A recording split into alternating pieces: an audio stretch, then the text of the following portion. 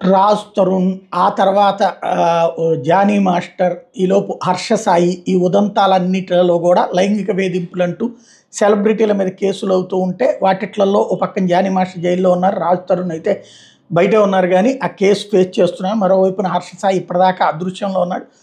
మరోవైపున ప్రముఖ folk singer Mallik తేజ్కి హైకోర్టులో ఊరట లభించింది. తెలంగాణ సాంస్కృతిక సారథి ఉద్యోగిగా పనిచేస్తున్న మల్లిక్ తేజ్ మీద మహిళా ఫోక్ సింగర్ జగిత్యాల పోలీసులు ఫిర్యాదు చేయడం, మాయమాటలు చెప్పి లైంగిక దాడికి పాల్పడ్డారని ఆరోపించినటువంటి నేపథ్యంలో జగిత్యాలలో నమోదైన కేసులో హైకోర్టులో ముందస్తు బెయిల్ పిటిషన్ వేస్తే మల్లిక్ తేజ్కి బెయిల్ లభించింది. ఎలాంటి సాక్ష్యాధారాలు లేకుండా నిరాధార ఆరోపణలతో తన మీద చేశారంటూ వాదించారు. మల్లిక్ తేజ్ తరపున న్యాయవాది జక్కుల లక్ష్మణ్ తన క్లయింట్ తరపున వాదించారు. సమాజంలో పేరు ప్రతిష్టలను మల్లిక్ తేజ్ మీద కావాలని అక్రమ కేసులు పెట్టారని కోర్టుకు తెలిపారు. మల్లిక్ తేజ్కి ముందస్తు బెయిల్ మంజూరు చేసింది హైకోర్టు. ఏదైతే ఫోక్ సింగర్ ఒక అమ్మాయి పేరు చెప్పకూడదు మనం సాధారణంగా, ఇక్కడ వీళ్ళు చెప్తున్నారు. కానీ తను ఫేమస్ అయిన తర్వాత మల్లిక్ తేజ్ మీద కేసు పెట్టింది అన్నటువంటి కాన్సెప్ట్ని హైలైట్ చేశారు.